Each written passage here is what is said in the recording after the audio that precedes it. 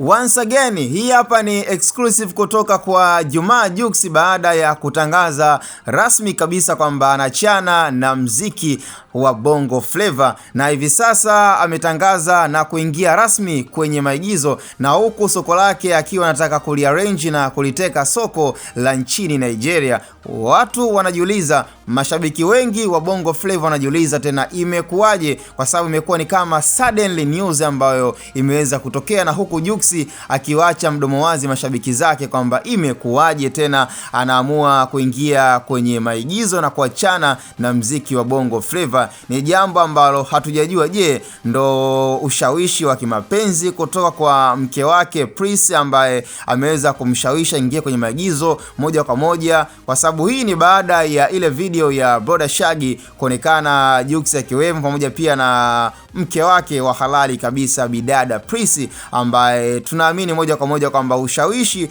umetoka moja kwa moja kwa mke wake. Hayo sio maamuzi ambayo ameyafanya Jux yeye kama yeye, lakini ninaamini kabisa kwamba walikaa wakashauriana, na mwisho wa siku majibu yaliyopatikana ni kwamba Jux kwa hivi sasa hataweza kufocus tena na mziki wa Bongo Flava hapa nchini Tanzania. Kwa jinsi alivyoona mwitikio wa mashabiki wa Nigeria na jinsi ambavyo ameona walivyompokea, ni wazi kwamba Jux kweli ameanza kuteka baadhi ya mashabiki kutokea Nigeria, lakini kitendo cha yeye kutangaza kuacha rasmi kabisa kuto kufanya mziki wa Bongo Flava ni jambo ambalo limeweza kuwashtusha sana mashabiki wa Bongo Flava, na huku watu wakiwa wanaamini kwamba Jux kwa hatua aliyofikia haikupaswa aweze kufanya hivyo kwa haraka sana. Tukiangalia pia ilikuwa ni one of the best moment na collaboration nzuri aliyokuwa akienda nayo kati ya yeye pamoja na Diamond. Kila mmoja alikuwa anaanza kuenjoy na kuona ukaribu wao katika mziki, wakiwa na cooperate pamoja,